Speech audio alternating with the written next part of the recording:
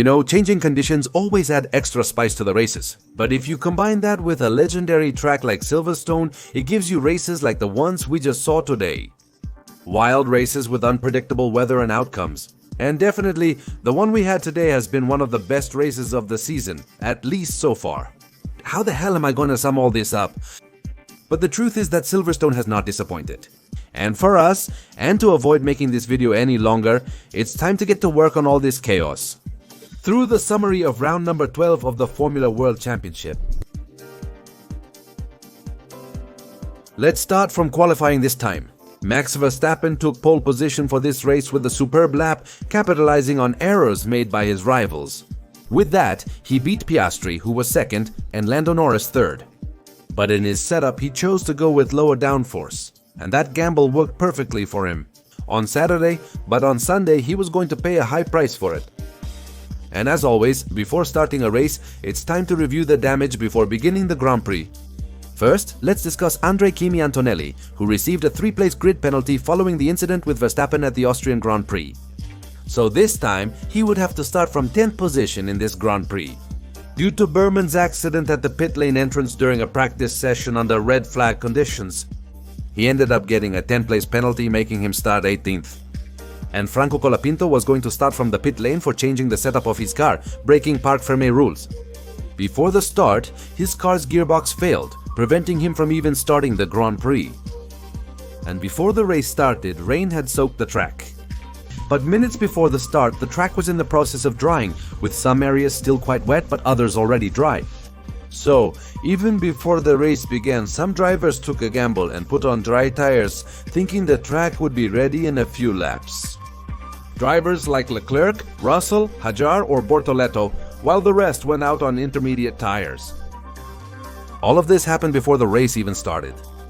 So, when the cars lined up on the starting grid, the lights on the traffic signal would go out, and with that, the British Grand Prix would begin.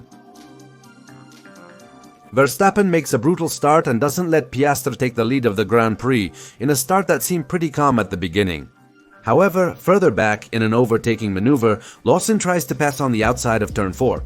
Esteban Ocon, sandwiched with another driver and lacking space, collides with Lawson, forcing him out of the race. An incident that, as I mentioned, caused the New Zealander to retire, and also the first virtual safety car we would have on this day. And Mercedes took advantage of this to bring Antonelli into the pits for dry tires.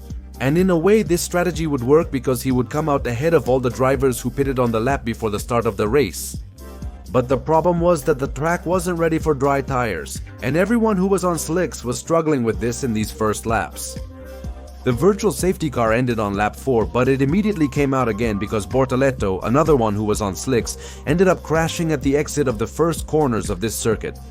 And although he was able to get the car out despite the damage, he ended up stopping after Copse Corner to retire it completely. This caused another virtual safety car, which this time Ancestral took advantage of to enter the pits and change tires. The soft tire would reach optimal temperature more quickly, and this time it could actually work, unlike the other drivers who were on hard or medium tires. But there was the threat that the rain would return in 10 minutes, so the useful time for those tires would be extremely short. The virtual safety car ended on lap 7 with Piastri right on Max's rear wing. As mentioned earlier in the video, this was due to choosing a lower downforce setup compared to the other competitors.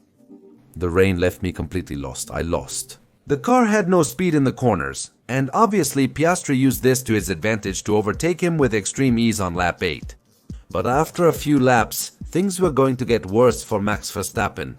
Because a lot more rain was going to fall, and with worn tires, his setup was going to make him make many more mistakes. A mistake at Maggots and Beckett's allowed Norris to overtake him and move into second place on lap 11, and since the rain was extremely heavy, Piastri, Norris, Verstappen, and many other drivers ended up coming into the pits at the end of that lap. But during Lando Norris's stop in McLaren's double stack, they were slower, which caused the position that the British driver had gained on track to be lost again in the pits. But Nico Hülkenberg and Lance Stroll, who pitted a couple of laps earlier, gained many positions, moving up to 4th and 5th respectively. When the other drivers stopped, Gasly managed to reach 6th position, a strong recovery for those drivers. But due to the heavy rain, poor visibility, and some mistakes and lapses by some drivers, like the one Leclerc had, the Fédération Internationale de l'Automobile deployed a safety car on lap 14, eliminating Oscar Piastri's 14-second lead over Max Verstappen and Lando Norris. The rain soon stopped, and the safety car was only out until lap 17. But again, we would quickly have another neutralization shortly after. Hadjar, on the restart just before Kopp's corner, didn't see Antonelli's car and ended up hitting him, causing his own retirement. And later also Kimi's, since his diffuser was completely broken. The crash triggered another safety car, which remained until lap 21. However, at that point, the major controversy of this Grand Prix occurred just before the restart, right after the safety car turned off its lights to leave. Piastri braked suddenly and sharply, causing Max Verstappen to take evasive action to avoid hitting him. And the Fédération Internationale de l'Automobile interpreted that as erratic braking, giving him a 10-second penalty that would take away his victory. Otherwise, would they have deducted them from his teammate or from Max Verstappen? Luckily for him, with the setup Max had, it looked very difficult for the Dutchman to make up the time. Fortunately for him, Norris was right behind Verstappen, so it would take a few laps to overtake him. He could try to take advantage of this to pull away on the track, but unfortunately for him, Verstappen spun out right at the restart in the Stowe corner, and this mistake ended up leaving Max in 10th place. And unfortunately for Piastri, Norris was right behind him. And although he tried to pull away to get the 10-second gap, he managed to increase the difference to 4, but Norris immediately started closing the gap, not allowing him to get away, and even getting within less than 2 seconds by the time the track was drying, already thinking about the tire change. So it was clear that when he pitted, he was going to end up losing first place. As these events unfolded, the McLarens surged more than 20 seconds ahead of their rivals. The Grand Prix had no opposition, but the other races had exciting battles. Hamilton fought to recover positions, overtaking Russell on lap 27 and Gasly on lap 30 to move up to 5th and go after the podium in his home Grand Prix, but the ones who were really fighting for the podium at that moment were Stroll. In changing conditions, and at least annually, someone turns into Senna. But Hülkenberg was there, pushing for his first F1 podium since his debut over 15 years ago. And on lap 39, Hulk, pushed by practically every Formula 1 fan, manages to overtake him to move into 3rd place, right on the podium spot. But a few laps later, Hamilton passed Stroll, so now Hulk had to defend against the most successful driver in the competition. Meanwhile, Hulk used everything at his disposal to defend himself and prevent Hamilton from getting closer. The track was drying more and more, and in fact, drag reduction system had already been enabled for possible attacks. So some drivers took the gamble to pit early, like Alonso on lap 38 or Russell on 39. But the track was still quite wet, and Alonso couldn't get more out of his tires, while Russell, with the hard tire, started to spin and lose a lot of time. It was only a matter of time before switching to dry tires. There was a narrow window of time. Stopping earlier meant running with dry tires on a wet track, causing tires to take longer to reach optimal temperature. But stopping late meant that the drivers who had already managed to get the soft tire up to temperature would gain a lot of time, which was a real headache. But Verstappen is taking advantage of all this chaos to overtake some drivers, moving up to 6th place after passing Gasly, attempting to regain some of what he lost in this race. And by lap 42, now the time window had arrived. The track looked pretty dry, and at this moment, Hamilton, Stroll, Verstappen, Gasly, Carlos Sainz, Oliver Burman, and Tsunoda came in, while the rest of the drivers would pit a lap later. But just as Hamilton entered the pit lane exit, he went wide at turn 3. Hulk pitted the next lap, gaining a 7-second lead over Hamilton to defend his 3rd place. Piastri pitted on lap 43 to serve his penalty, and Norris followed a lap later, taking the lead of the Grand Prix. And although for a few moments Piastri seemed to be closing the gap to his teammate, once Norris's tires warmed up, he picked up the pace and pulled away from his teammate, starting to head practically towards victory in his home Grand Prix. In the end, Leclerc made a mistake that cost him points, Hülkenberg held on to his podium position like a titan, and Verstappen overtook Stroll to finish 5th. Gasly also passed Stroll on the final lap to secure 6th place. But when the checkered flag fell on lap 52, Lando Norris managed to prevail at the Temple of Silverstone and achieve his long-awaited first victory on his home turf. Lando Norris claimed his 4th win of the season, closing the gap in the World Championship fight and securing the most significant victory of his career to date. In front of his people and with McLaren, this will definitely serve as a morale boost for the rest of 2025 and his fight for the driver's title. The rest of the top 10 of the British Grand Prix would finish as follows. Piastri finishes second after losing the race due to his restart mistake. Third place and a standing ovation for Nico Hülkenberg, fourth place for Lewis Hamilton.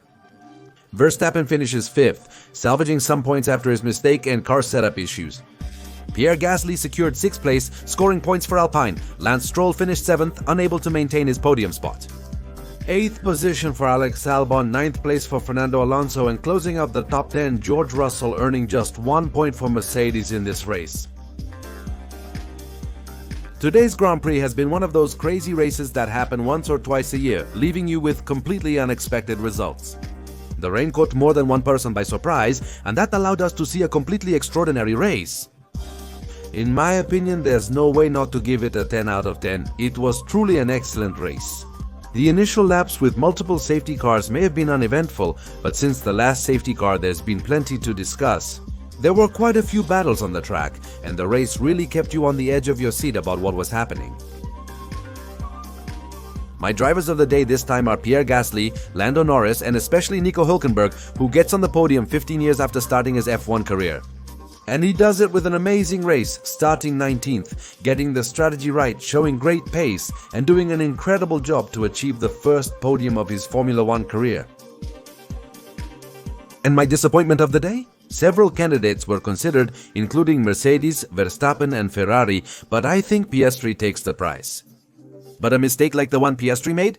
When you're leading, when you're fighting for the title, and it costs you the victory against your biggest rival, I think that's something you don't expect from a driver who hadn't shown mistakes like Piastri.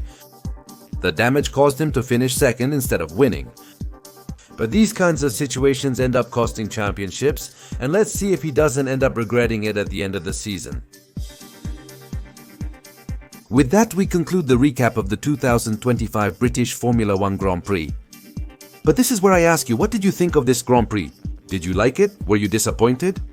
Who were your drivers of the day and your disappointments of the day at this Grand Prix at the Silverstone circuit? Let me know all your opinions in the comment section. If you enjoyed this video, please give it a thumbs up. Thanks for watching. Subscribe to this channel, turn on notifications for updates, and share with your friends. Follow us on Instagram and Twitter for more content. Links are in the description. See you soon, here on your channel Skyline Racing. Thanks for watching. See you later.